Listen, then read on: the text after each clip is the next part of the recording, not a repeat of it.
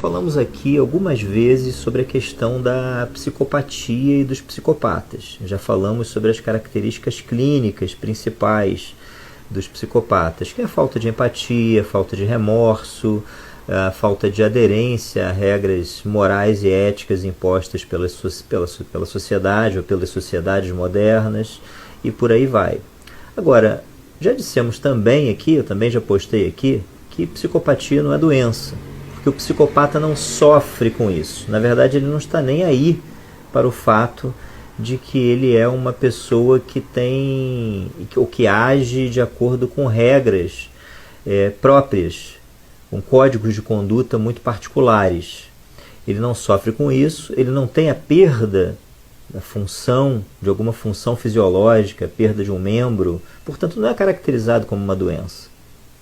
Então, por que será que existe a psicopatia? O transtorno de personalidade antissocial, que engloba psicopatas e sociopatas. Teria essa característica mental desvirtuada algum tipo de utilidade na evolução da humanidade? Bem, segundo alguns pesquisadores canadenses, em 2021, sim. Numa pesquisa socioantropológica e psicológica, no mínimo interessante. Bem, eles testaram cerca de 300, pouco mais de 300 psicopatas agressivos. E o que eles perceberam através de questionários, de testagens neuropsicológicas, de entrevistas, avaliações, é que esses indivíduos psicopatas agressivos, eles tendiam a ser menos agressivos com as pessoas da sua própria família, do seu próprio entorno, ou daquelas pessoas de sua predileção. Em outras palavras, o psicopata ele não é psicopata com todo mundo. Ele é psicopata apenas com determinadas pessoas que ele elege para exercer as suas maldades, por assim dizer. E isso levou a esses pesquisadores canadenses a seguinte teoria, de que na evolução das sociedades, como o ser humano sempre foi intrinsecamente um ser beligerante, que buscava a guerra, buscava a contenda, buscava a disputa, sempre tivemos conflitos entre clãs, tribos, cidades, estados, países e etc. Dessa forma, desde tempos imemoriais, desde a Idade Antiga, passando pela Idade Média, Idade Moderna e até a Idade Contemporânea,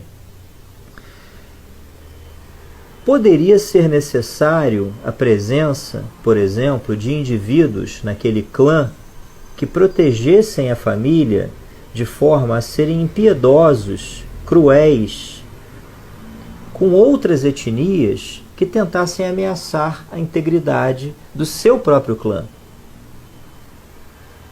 Então esses indivíduos teriam essa função de proteção e ao mesmo tempo de não terem a menor preocupação com o que ia acontecer com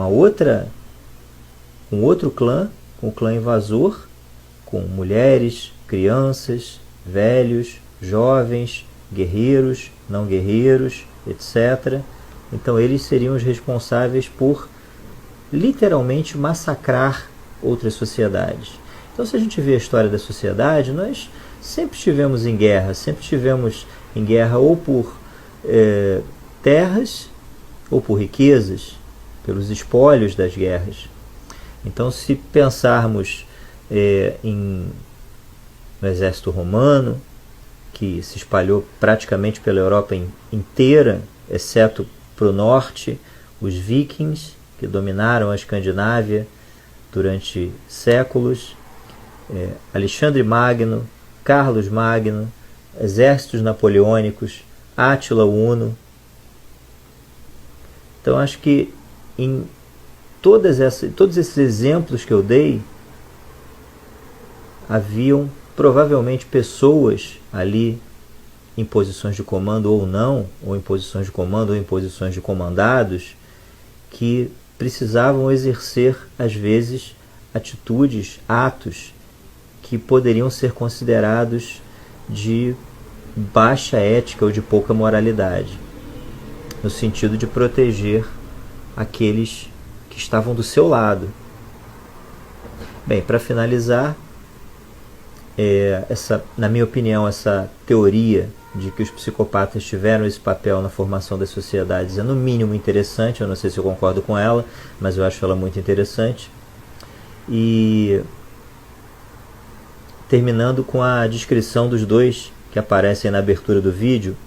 Um deles é Jeffrey Dahmer, que nos anos 90, no início dos anos 90, matou cerca de 17 jovens e comeu parte dos jovens e guardou o resto dos corpos em casa, em freezers, geladeiras e tonéis com ácido. Foi conhecido como canibal de Milwaukee. E o outro, John Wayne Gacy, era o palhaço assassino. Ele se vestia de palhaço em festas. Ele assassinou 36 jovens e enterrou no sobrepiso da sua própria casa. Estuprou e assassinou 36 jovens, adolescentes e jovens, e enterrou no sobrepiso da sua casa. Interessantemente, tanto John Wayne Gacy quanto Jeffrey Dahmer eram vistos como pessoas pacatas, tranquilas, plácidas, calmas. John Wayne se vestia de palhaço nas festas, dava festas em sua casa. A irmã dele o descreve como o melhor irmão que ela tinha, um irmão protetor. Já Jeffrey Dahmer era um homem descrito pelos seus vizinhos como uma pessoa gentil, educada, prestativa, até amoroso com algumas pessoas. A sua própria família disse que, quando descobriu que ele era esse tipo, tinha essa vertente de serial killer, foi uma absoluta surpresa, porque na sua infância nada apontava para isso. Ele teve uma infância normal, absolutamente normal, pelo menos às vistas de sua família. Obrigado pela atenção e até o próximo vídeo.